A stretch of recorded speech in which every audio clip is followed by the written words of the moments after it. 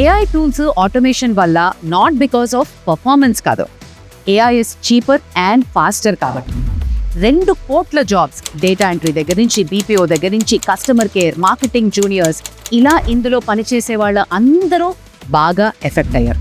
AI already వాళ్ళని replace చేసేస్తోంది and చేసింది కూడా.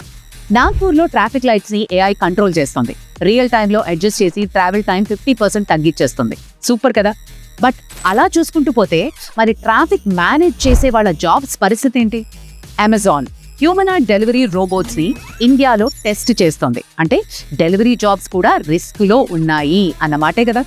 ఒక అబ్బాయి బెంగళూరులో బ్యాక్ ఎండ్ డెవలపర్గా పనిచేస్తున్నాడు. తన మేనేజర్ చెప్పాడు, your coding job is now handled by AI tool అని. నువ్వు అప్ స్కిల్ అవ్వాలి అని దాని అర్థం. అప్ స్కిల్ అంటే ఏంటి, ఎప్పుడు అవ్వాలి, ఎలా అవ్వాలి, ఎక్కడ నేర్చుకోవాలి అనే క్వశ్చన్లో చాలా మంది కన్ఫ్యూజ్డ్ స్టేట్లో ఉన్నారు.